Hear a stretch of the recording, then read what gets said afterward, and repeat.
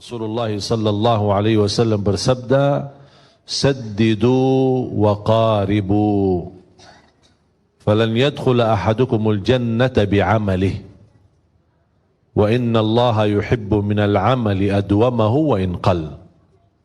Sebagaimana bersabda Rasulullah sallallahu alaihi wasallam di hadis yang diriwayatkan Imam Bukhari, saddidu wa qaribu. Ada dua hal yang perlu kita perhatikan dalam istiqamah.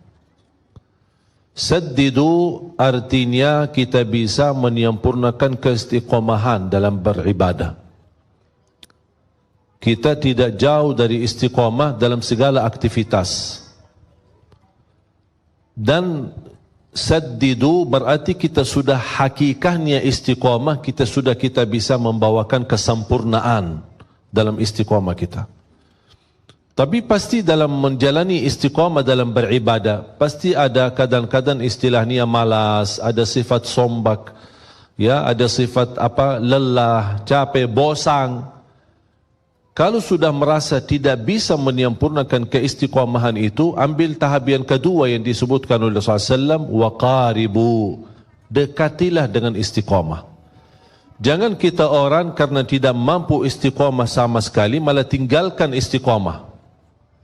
Istilahnya kalau kita tidak bisa menjaga kebaikan-kebaikan terus menerus, kita paling tidak walaupun berkurang kebaikan dan amal salih yang biasa kita lakukan, tapi daripada tidak melakukannya sama sekali. Dan Allah lebih senang amalan hamba adalah dari istiqamahannya yang sedikit-sedikit tetapi rutin. Kadang misal kita tahajud, dan ini salah satu membantu untuk kendalikan nafsu kita. Ini mohon maaf, nafsu manusia ini tergantung kebiasaan. Kalau kita misal melihat makanan enak, kalau dibiasakan makan sampai habis tambah lagi, kalau sudah terbiasa seperti ini, dia tidak akan pernah puas. Apalagi melihat menu makanannya macam-macam. Kita masuk ke salah satu tempat makanan yang sudah disediain macam-macam. Kalau kita mengikuti hawa nafsu, apalagi mengikuti pandangan mata, semuanya serba enak. Kita sudah ambil secukupnya, bahkan sudah kenyang, tapi rasanya, yang aku tadi lihat, tapi belum saya rasain. Ini belum saya rasain, ini belum saya rasain. Makanya jangan suka banyak lihat. Syukuri yang sudah ada, nikmati yang sudah ada. Makanya ketika ada banyak menu makanannya, saya tidak suka lihat. Saya suruh orang yang pendamping saya, ini ambil yang cukup. Saya makan, habis pulang, sudah selesai. Tapi kalau saya lihat, masih kepikiran terbawa. Ini ya belum saya rasain, gimana enaknya? Enak. Padahal sudah kenyang. Karena manusia tidak pernah puas. Dan ini salah satu kita bisa menjaga kebaikan dalam beribadah. Islam menajarkan tidak boleh berlebihan. Kadang-kadang kita maksa, kita ingin misal tahajud. Kalau tidak bisa tahajud seperti rutin kita, misal 11 rakaat atau lebih atau panjang, ada satu malam kita merasa, hari ini saya lagi galau ya, capek, ada urusan membuat saya beban fikiran, aku kayaknya malas tahajud. Daripada tidak tahajud sama sekali, paling tidak 2 rakaat. 2 rakaat. Kalau tidak mampu 2 rakaat mengangkat kesusahannya, mengangkat masalah yang kita hadapi, paling tidak meringankan masalah. Itu yang disebutkan wa qaribu, mendekati dengan istiqamah. Ada ikhtiar, ada upaya. Kita tidak bisa misal puasa Daud, tapi puasa Isnin Kamis. Tidak bisa puasa Isnin Kamis, puasa 3 hari dalam 1 bulan. Tidak bisa puasa 1 hari 1 bulan. Rasulullah SAW bersabda, "Man sama yawman fi sabilillah ba'adahu Allahu 'anil nari 70 kharifa." Karena inti daripada puasa adalah benar-benar puasa lillahi ta'ala, imanan wa ihtisaba. Percaya, beriman kepada Allah, menjalankan ibadah puasa dan mengharapkan ridha Allah Subhanahu wa taala, dibalas kebaikan. Siapa yang tidak harap dibalas kebaikan oleh Allah Subhanahu wa taala? Makanya Allah Subhanahu wa taala menjanjikan banyak, bahkan ada pahala-pahala dan karunia yang Allah rahasiakan, Allah sembunyikan, Allah sediakan bagi hamba-hamba, dan itu balasan bagi apa yang telah kita kerjakan. A'udzu billahi minasyaitonir rajim. Bismillahirrahmanirrahim. فلا تعلم نفس ما أخفي لهم من قرة أعين جزاء بما كانوا يعملون.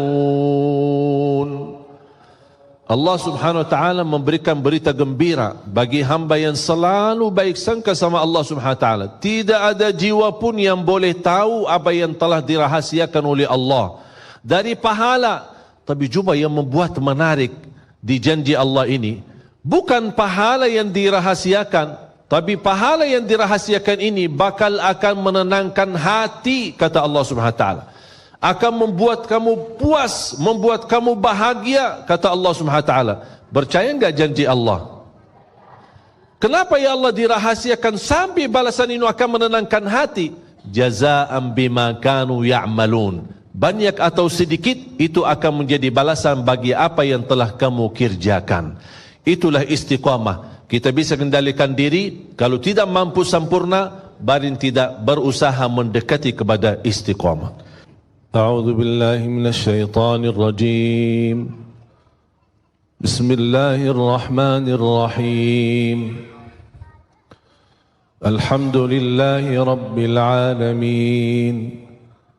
الرحمن الرحيم مالك يوم الدين إياك نعبد وإياك نستعين اهدنا الصراط المستقيم صراط الذين أنعمت عليهم غير المغضوب عليهم ولا الضالين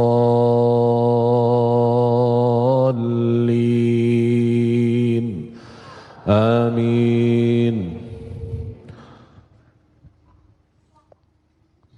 Jemaah sekalian, sebenarnya Al-Fatihah ini kalau kita bisa hayati, bisa belajari, itu sudah luar biasa, memberikan kecukupan dalam segala hal. Ihdinas siratal mustaqim 17 kali minimal dalam salat fardu kita memohon hidayah ke jalan yang lurus. Intinya istiqamah. Ya muqallibal qulub thabbit qalbi ala dinik. Yang membola balik hati, tetapkan hatiku atas agamamu. Hidayah ini dan memohon istiqamah bukan hanya kebutuhan kita. Semua para nabi dan rasul memohon istiqamah, memohon hidayah dari Allah subhanahu wa ta'ala. Yang menarik di suratul Fatihah, dan ini menjadi pelajaran buat kita sebelum kita memohon istiqamah, selain apa yang tadi saya sampaikan, kan ada upaya, ya, kalau tidak bisa sempurna, paling tidak dekat dengan kesempurnaan. Kalau tidak bisa, dengan membawa hakikat istiqamah, berusaha mendekati dengan istiqamah. Selalu saya dorong jamaah, setiap amal kebaikan anda punya saham di situ. Setiap amal kebaikan anda punya saham di situ. Contoh, silaturrahim anda punya saham, sedekah punya saham, salat malam ada sahamnya, baca Quran ada sahamnya, menjaga dan memperhatikan anak yatim ada sahamnya, walaupun satu gitu. Karena ini salah satu upaya dan ikhtiar. Kita tidak tahu di mana Allah subhanahu wa ta'ala rahasiakan ridhanya di dalam amal salih. Ada 3 hal yang Allah sembunyikan. Allah sembunyikan keridhaannya di dalam amal salih. Kita tidak tahu di mana amal salih yang ada di dalamnya ridha Allah. Barang siapa yang melakukannya dapat ridha Allah. Dengan mendapatkan ridha Allah, beres dunia akhirat, sudah selesai. Cuma masalah ini kita tidak tahu di mana amal salih yang ada di situ ridha Allah Subhanahu wa taala. Yang kedua, Allah rahasiakan kemurkaannya dalam dosa dan maksiat. Kadang-kadang orang 1 kali berbuat dosa tapi bisa menjadi celaka dunia akhirat, na'udzubillah. Karena dia kena kemurkaan Allah di saat itu. Yang ketiga, Allah rahasiakan waliullah. Tidak ada yang tahu siapa waliullah di antara manusia. Kadang-kadang bisa waliullah di tengah kita. Kenapa Allah rahasiakan waliullah di tengah kita? Supaya kita tidak sembarangan menghina manusia. Bisa jadi anda salah menghina waliullah. Makanya kita belajar menghormati semua manusia. Dia tukang sapu, tukang sampah, tukang apa, kita tidak tahu. Barangkali dia waliullah. Karena bisa mendapat darajat waliullah itu bisa dengan satu kebaikan yang dia lakukan, Allah angkat kemuliaannya. Allah angkat darajatnya menjadi mulia di mata Allah Subhanahu Wa Taala. Makanya jangan kita sembarangan menghina orang. Kembali lagi, kebaikan dan keridhaan Allah dalam amal salih. Misal contoh, wanita yang kita semua hafal kisahnya, yang tidak pernah berbuat kebaikan, hanya satu kali dia memberikan air minum kepada ekor anjing. Allah SWT melihat perbuatannya, Allah syukuri perbuatannya, Allah ampuni dosanya, Allah masukkan dia dalam surga. Itu yang disebutkan oleh ulama. Ternyata ketika dia beramal salih di situ kena ridha Allah Subhanahu Wa Taala. Ada di antara kita yang bisa mendapatkan ridha Allah di dalam salat malamnya. Makanya kembali jamaah sekalian, setiap amal salih anda punya saham. Tapi di antara amal salih, mana yang kira-kira kesukaan hatimu? Ada yang lebih cenderung kepada puasa. Udahlah, berbanyak puasa. Ada yang merasa lebih banyak aku suka tahajud. Udahlah, berbanyak tahajud. Tapi jangan lupa, di amal-amal salih yang lain anda punya saham walaupun sedikit. Contoh, sedekah walaupun 5.000 sehari, walaupun 1.000 sehari, walaupun seperak sehari. Ada upaya, ada sesuatu supaya segala amal kebaikan yang kita tahu, yang kita fahami, yang kita belajari, insya-Allah menjadi saksi baik. Allah Maha tahu, oh ternyata hamba ini setiap ada amal salih, dia di situ punya saham walaupun sedikit. Itu yang disebutkan sedikit tetapi istiqamah, lebih disukai dan dicintai oleh Allah Subhanahu Wa Taala. Makanya jamaah sekalian, semakin kita memahami istiqamah dengan pandangan mudah, insya-Allah bakal mudah. Tapi kalau kita merasa, aduh gimana aku susah istiqamah, aku kemarin bisa begini, tapi alhamdulillah semuanya bisa. Yang tidak bisa banyak, paling tidak jangan tinggalkan semuanya. Hafal tolong kata ini. Kalau tidak bisa semuanya, jangan tinggalkan semuanya. Istilahnya, aku nak bisa tahajud, capek. Dah usah, dah apa-apa. Dah bisa lama-lama, panjang-panjang, 2 rakaat. Aku kalau tidur, takut ketiduran. Nanti bangun, apalagi, tak jamin saya bisa bangun tengah malam. Ya udah, tidur, salat malam sebelum tidur. Boleh enggak salat malam sebelum tidur? Boleh. Karena waktu salat malam, habis Isya sampai subuh. Ini hukumnya berlaku kepada masing-masing sesuai kemampuan. Ada di antara bapa ibu biasa tahajud, tidur dan tahajud, teruskan. Ada yang merasa, aduh kalau saya tidur kayaknya dah bakal bangun, syukur-syukur kalau bangun subuh. Daripada malam itu terlewat, tidak tertulis salat malamnya, ya udah salat malam sebelum tidur. Bahkan itu dianjurkan oleh Rasulullah SAW ketika masalah witir. Sahabat Rasul Abu Hurairah berkata, "Awsani khalili bithalat." Aku telah diwasiatkan oleh Rasulullah SAW 3 hal atau 3 amalan. Yang pertama, jaga puasa 3 hari setiap bulan, yang disebutkan Hijriyah 13, 14 dan 15.